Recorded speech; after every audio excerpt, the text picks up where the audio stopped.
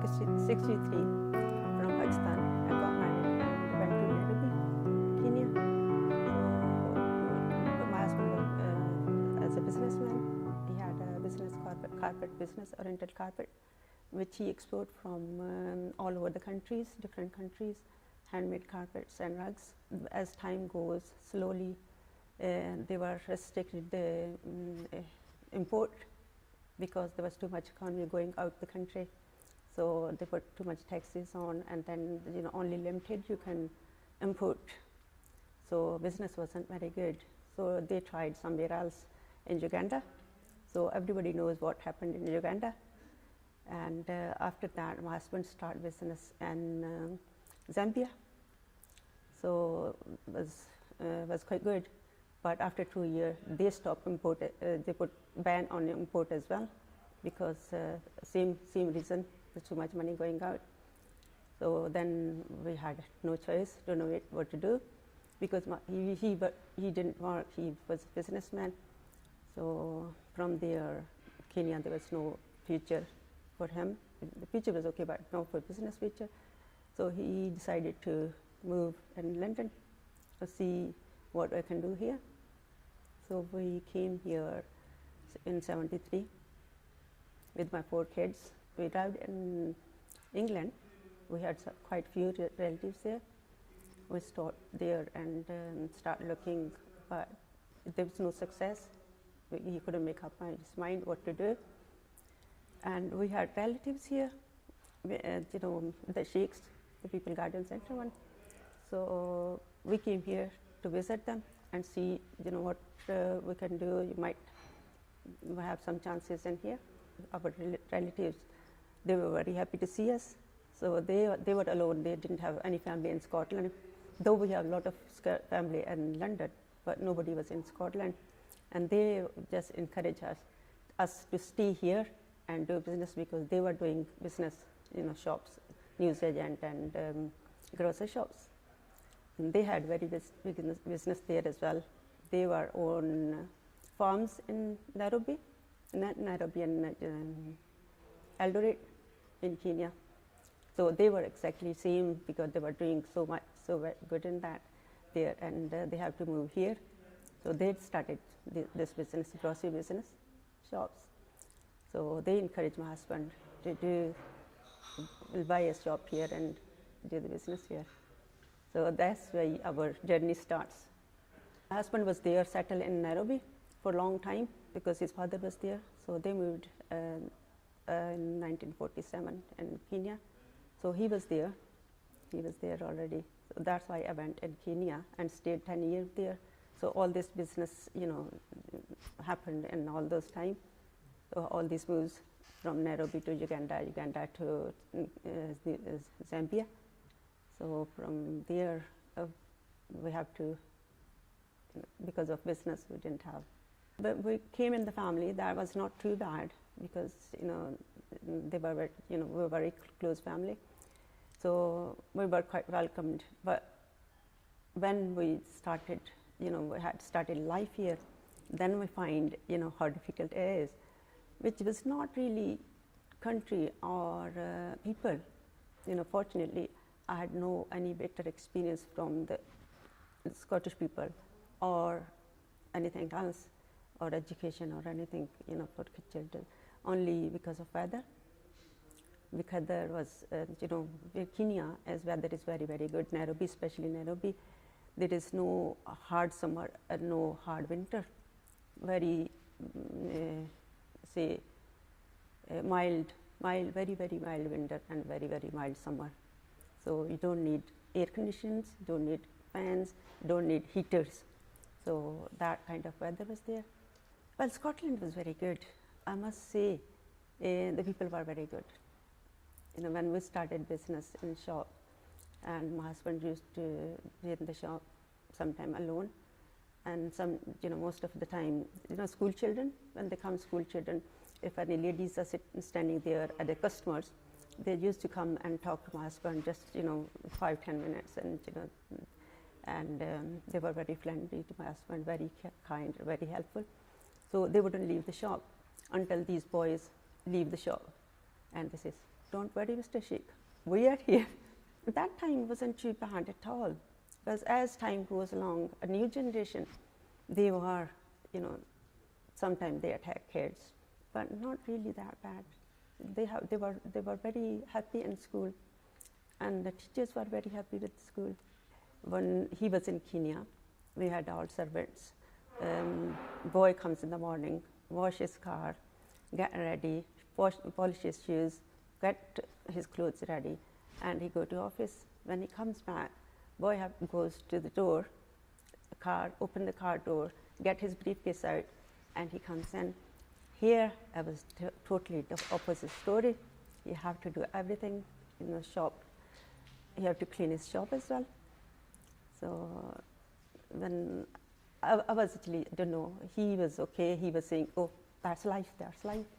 I used to get very upset about it. So the first few months, he wouldn't allow me to go to the shop because he didn't think, woman should be working in the shop, or, And a few times I said, I'll come, because I heard the ladies goes to the shop. And he said, no, it's okay, I don't need you. So one thing was really, really upsetting, because it was long hour.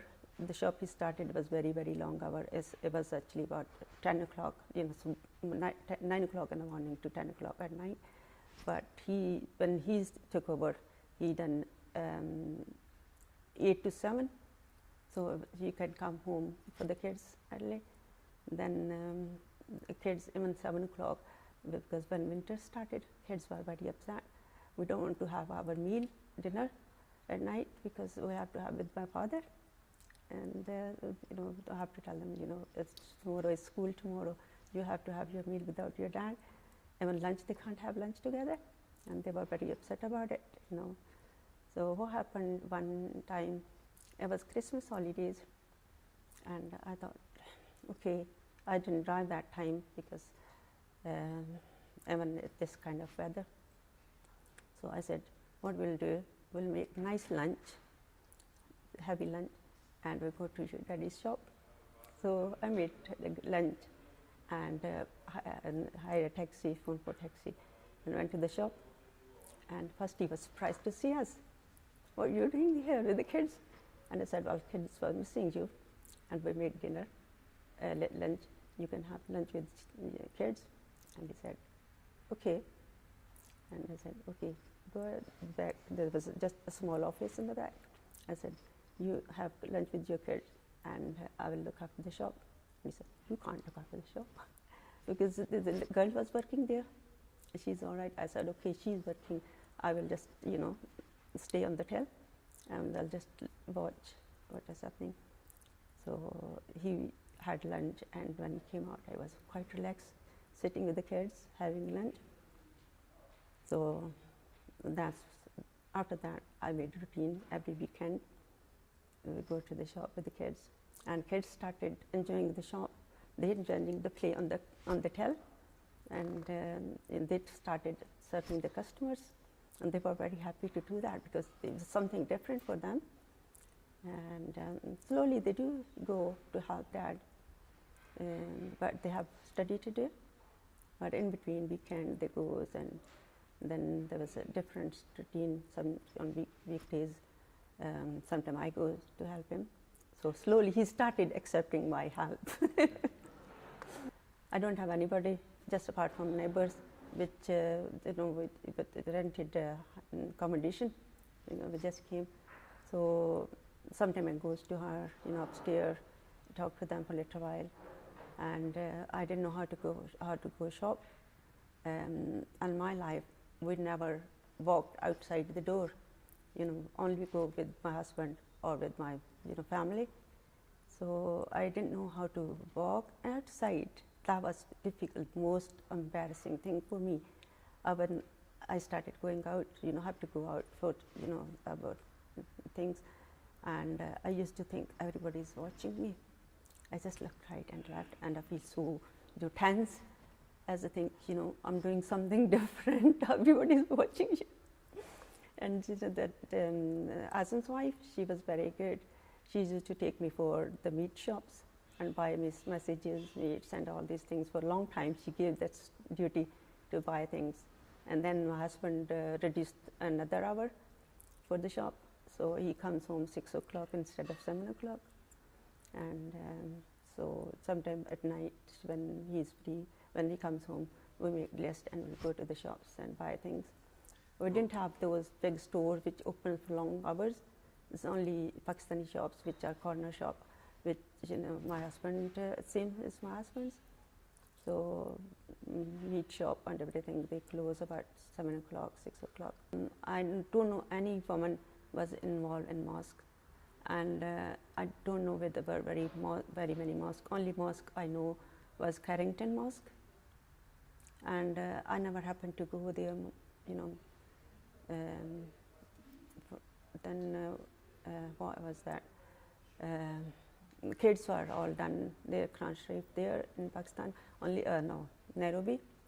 So only youngest daughter, she still to read Quran, and everybody knows, I think you must know, Hafiz Nur Muhammad, Haji Nur, Hafiz Nur Muhammad, and he was retired, he used to be at home. So my daughter, the youngest daughter, and with the other two just goes there for revision. So she read Quran with the Hafiz Nur Muhammad and his wife. There were mosques there, they go for Eid. Though women didn't go that time, now we go to the mosque. And for ladies, there were, I don't think there was anybody think about ladies should go to mosque. There was nothing like this time now. There's ladies, they don't understand what to do, or only kids have to read Spara, Quran Sharif, and they goes to either Hafiz Nur Muhammad or maybe somewhere else. They don't wear hijab. The women's usually just wear dupatta, and mostly they don't. The women I met, they don't wear trousers. They wear shalwar kameez, and they go out with the shalwar kameez as well. But I was very embarrassed to go out with shalwar kameez because I didn't have any family or friends or community which I know I can walk with the shalwar kameez with them. Only I know they don't wear trousers, they don't wear any fancy clothes, but I don't go out with anybody. Actually, I didn't make any friends, not many friends. Like people comes, I know they were Asian here, but I didn't make any friends. I don't go out with them. I don't just sit there going to friends' house. Some people like, when I go out, even in the shop, I started going to the shop, I wear trousers. In the house, when we go, even all my daughters, they wear trousers outside. When they come home, I have to, I told them, when you are in the house, you're in your own clothes. No in trousers, no in skirts, you are in your own clothes. And that's what my daughters do, all my 3 daughters. When soon they enter the door, they wear trousers and shalwar kameez. And if somebody comes, my son, he don't go to the door because no, I'm not very. Sometimes if he's wearing shalwar kameez, not going to the door. It's very important. It's very important. If they just keep, either the Western or the Eastern, then problem is this: if they don't remember their own identity, so they have to remember this is our culture, this is our dress.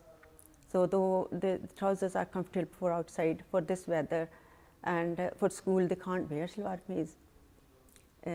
So that was the reason they have to know what our culture is, what our deen is. So they goes to, though they have finished the Quran part, 2, 3 of my old kids, but they still go to Hafiz Sahib and do the revision. So only family I know here, first there was Hafiz Sahib and his wife, and then after that there were a couple of more family, which there was Qadir. We just have a work, had Kashmiri factory. Mr. Qadir, he was here for a long time. Pakistani. Sorry? Strongly I feel Pakistani because I was actually I was nearly mature. I was 28 when I came here, but my kids, even they feel strongly they're Pakistani. and they wear all Pakistani dress, and on weddings they wear shalwar kameez, sherwani, and all that. And for first, when was summer in Ramzan, they go for Taraweeh in shalwar kameez. And long time, and because when we came here, Rosie was in summer, Ramzan was in summer. My husband, my children, all my boys, they goes in shalwar kameez. Oldest was 12, then 10, then 9 and 4. They were very upset. They were very upset because the life is totally different. There was, even I myself, I feel I'm in prison because, the weather is not very good. There is no friends, no family. My husband can't go out. All, near 5 days, he opened shop 5 days. Only Sunday he closed about 1 o'clock, and 5 days shop. So kids on Sundays, when sometime he just closed the shop. No, first when he started, it wasn't a paper shop, so he closed on Sunday. So that was only Sunday he gets.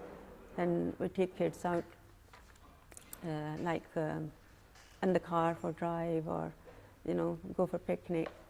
When we go for picnic, okay, we will go for picnic, but weather is not very good. So if sometimes it's bit clear, it's not raining, then we take all our food out somewhere, like sides, park or somewhere.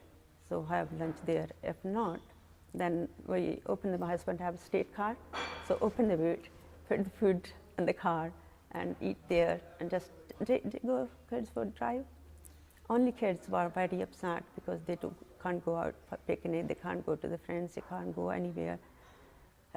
Yes, teachers were very supportive, and in fact they were very happy to have them. They were, every time you go there, I get proud. I just hear about from teachers.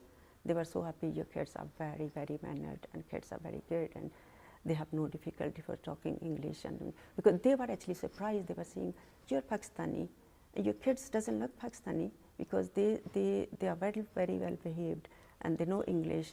They have no difficulty." When I go and to the teachers, and they say, "Where did you come from?" I said, "Originally I'm from Pakistan. We came from Kenya." And I said, "Oh, that's you study in American school?" I said, "No, I study in Pakistan school.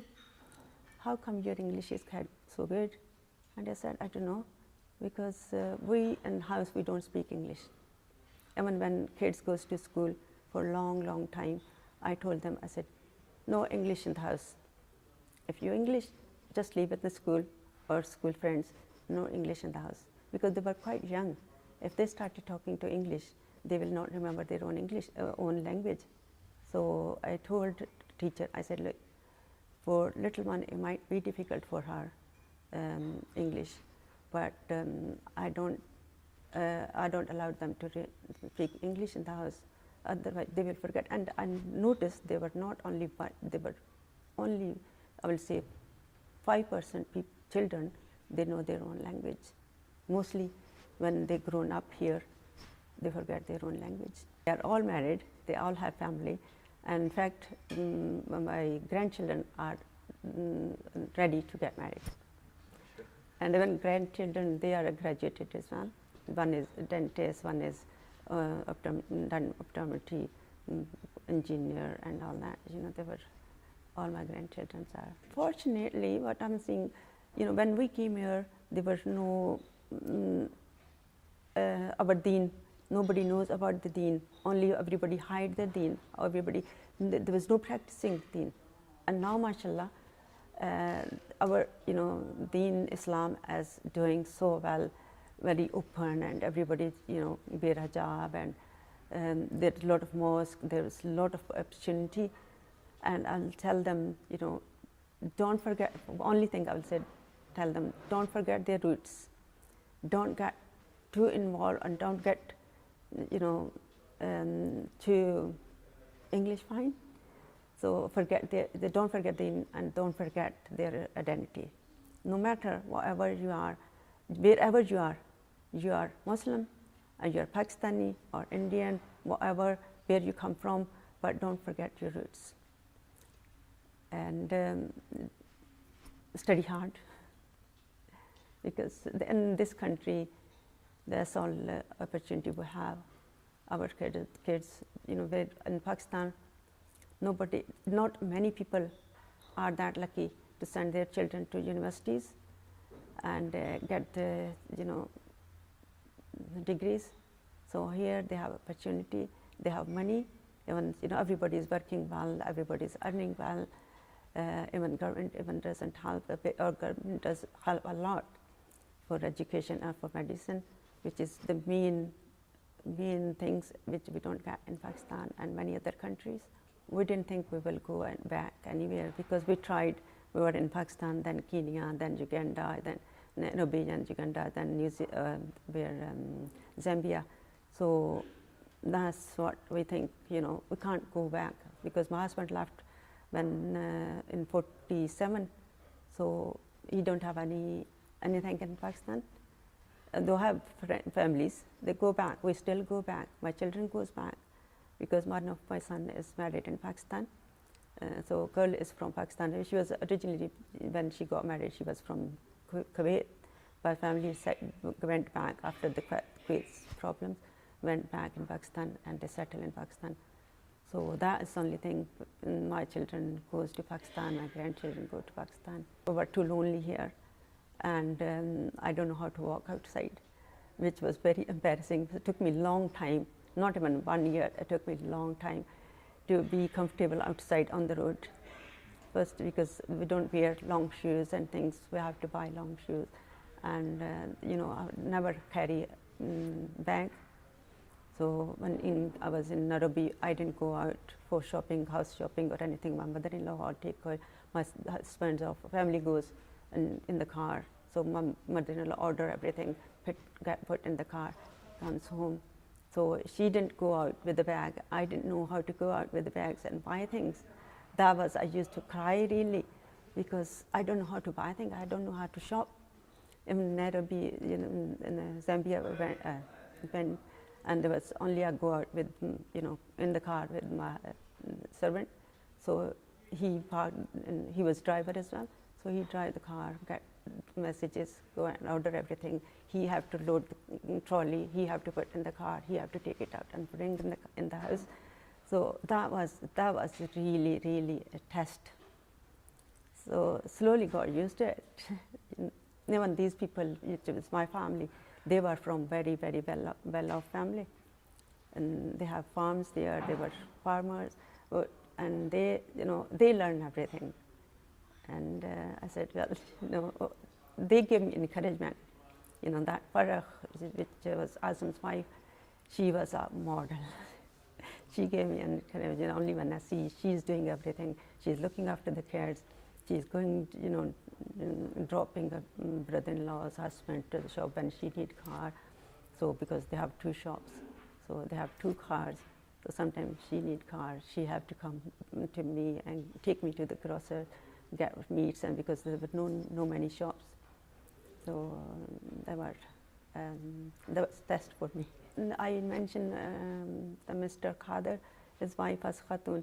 They had used to, was very good because in Ramzan we used to go there and pray every Friday and evening when the 21st, 7th evening and all this Taq night.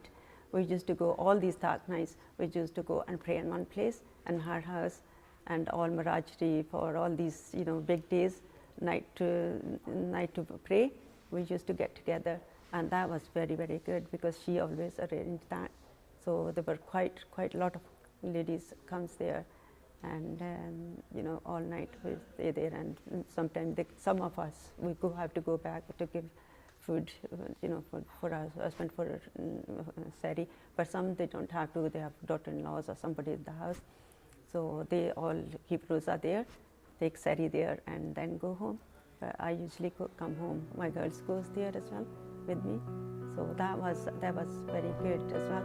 And fortunately, I would say, if I was in any such the area which didn't have Mrs. Khatun there, so there are some areas which there were no these kind of organization. But I was quite lucky to have in this kind of area where I got this opportunity, so we get together, and the girls knows and children knows to remember all our important nights and how to pray and what to do.